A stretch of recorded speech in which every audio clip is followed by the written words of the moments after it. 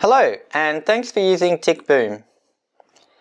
In this question, an Extension 1 HSC student has asked, how many ways can 4 boys and 10 girls be arranged if the boys must not be seated next to other boys?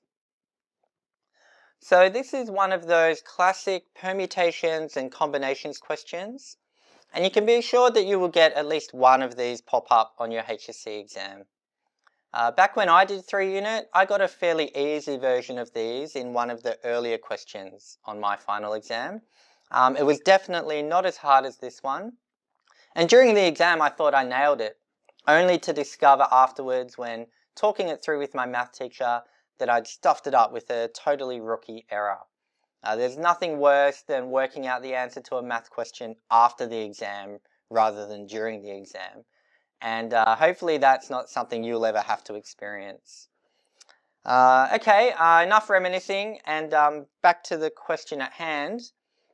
These permutation and combination questions can be quite tricky because even though there are a handful of formulas that we can commit to memory, there is no one standard approach that will lead you to the right answer for every question.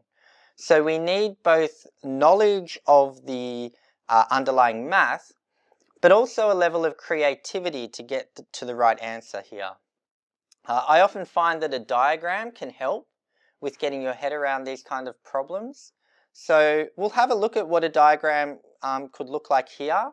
But before that, I need to note that there is a little bit of ambiguity in this question because the answer that you will get to will depend on whether the boys and girls are sitting in a straight line or a circle.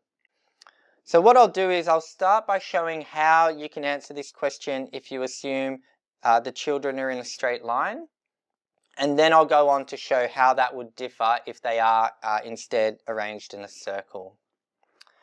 So if the children are sitting in a straight line, we can represent that first by, what I'll do is I'll draw a circle for each of the 10 girls. So we'll go 1, 2, 3, 4, 5, 6, 7, 8, 9, 10.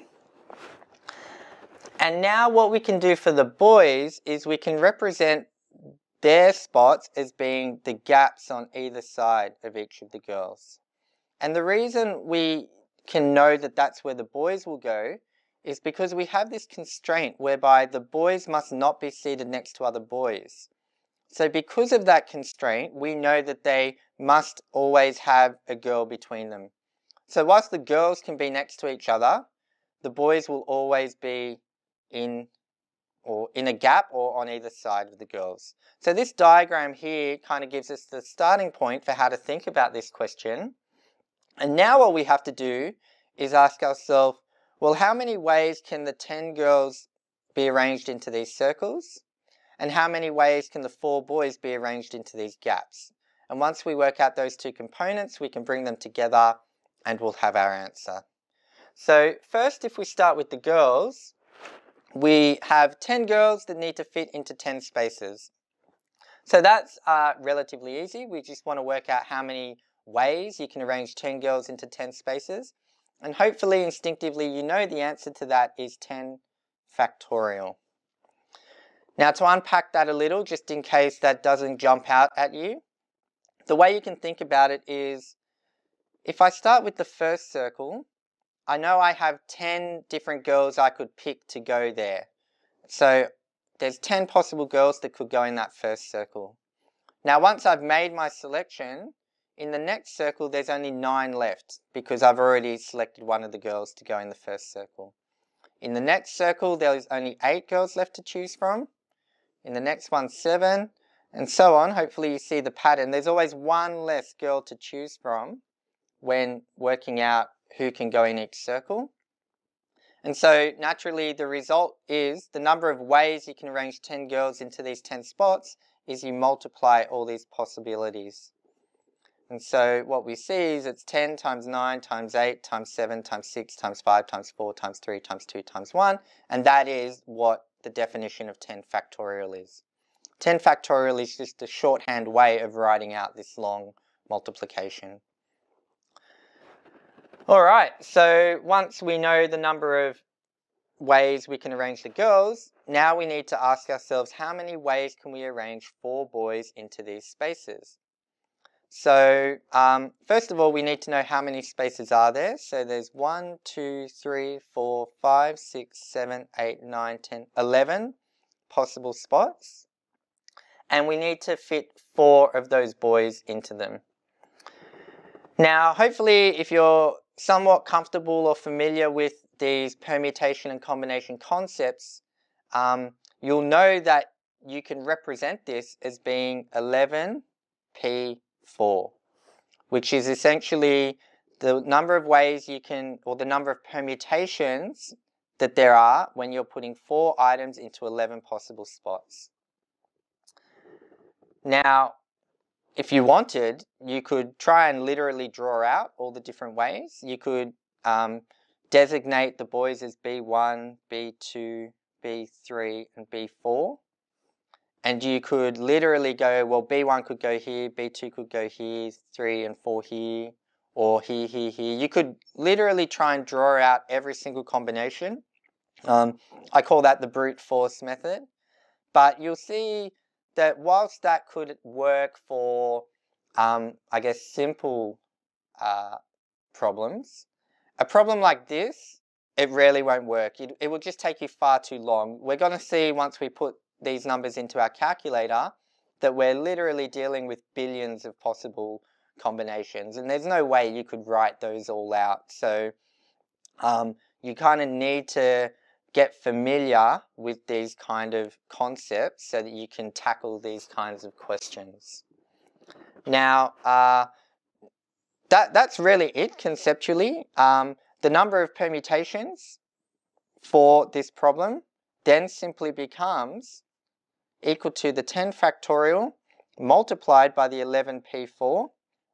And if you wanted to then, you could probably stop there for the purposes of the question, but you could then think about, well, what is that? In our calculator, we could go 10 factorial is a fairly big number, 3,628,800 multiplied by, and then we can put in 11p4, oops, clear, 11p4 is equal to 7,920, and you can see right away that's going to be a very big number, whatever it happens to be. It will be in the billions, which again demonstrates why the brute force method just would not be practical here. But conceptually, this is the key. Being able to, in your exam or in your test or whatever context you're trying to answer this question, to make it clear that you understand it's the 10 factorial for the girls multiplied by the 11p4 for the boys. That's the key to kind of getting the marks here. Now, I did mention at the beginning there was the ambiguity in this question. There are the 2 ways to think about this. So we've looked at it if everybody's in a straight line. Now let's see what happens if they're in a circle. It's basically the same approach, but just with a slightly different outcome. Again, if I draw the diagram, we'll start with our circles for the girls. So we'll go 1, 2, 3, 4, 5, 6, 7, 8, 9, 10. So they're the spots that the girls could take up. And the boys are all the gaps. So 1, 2, 3, 4, 5, 6, 7, 8, 9, 10. So notice here, there's only 10 spots for the boys, not 11, because essentially this gap at the end of the straight line kind of drops off because the circle gets connected. The last circle gets connected to make a circle for all the students. So it's essentially the same approach, but a slightly different outcome. So we know it's still 10 factorial ways to organize 10 girls into 10 spots, but now we're multiplying that by 10p4 because now we're only looking for the number of ways you can fit 4 boys into 10 spots. And again, that would be equal to our 3,628,800 ways for the 10 factorial multiplied by, and this time we'd go 10 P4 is equal to 5040. So we'll get a slightly lower answer if they are in a circle, yet still a very big number. So again, brute force would not be a practical approach to take. But that really is how you would tackle a question like this.